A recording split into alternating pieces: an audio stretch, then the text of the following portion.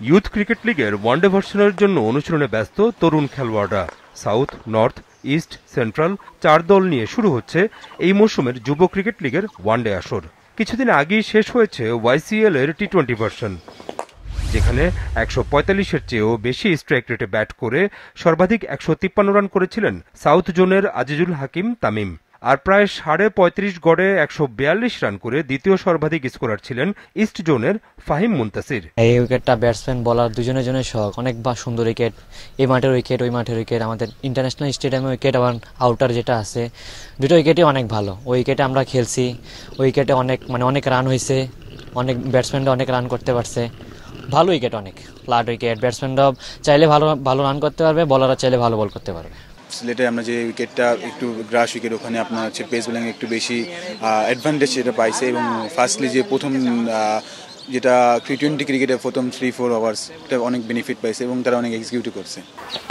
ওয়াইসিএল এর এবারের আসর বেশ প্রতিযোগিতামূলক হচ্ছে বলছেন ক্রিকেটার এবং কোচ সবাই। এটা তো অনেক কম্পিটিটিভ টুর্নামেন্ট, কারণ এইটা হচ্ছে আমাদের বাংলাদেশ ন্যাশনাল টিমের একটা বিগ পাইপলাইন। সো সারা বাংলাদেশ থেকে আমরা প্লেয়ার সিলেকশন করি সারা বছর ধরে।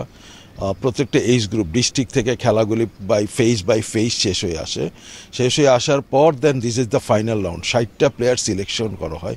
তো সিলেকশন করা আগে যেটা ছিল আমাদের জাস্ট ক্যাম্প হইতো ওয়াইসিএল যে আন্ডার 18-এর যে ছেলেরা, ওরা বোধহয় এই বছরে এই ট্রু গ্রাস উইকেটে খেলতেছে, ওদের গ্রাস উইকেটে খেলার এক্সপিরিয়েন্স খুবই নাই। মূলত এই আয়োজনটা করা হয়েছে আন্ডার 19 ওয়ার্ল্ড কাপের টিমের জন্য।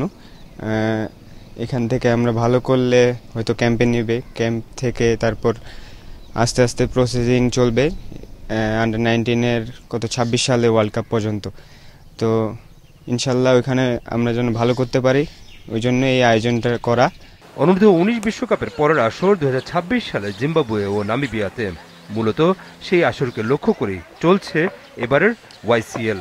বাংলাদেশ অনূর্ধ্ব-19 বিশ্বকাপ জিতেছিল ২০২০ সালে।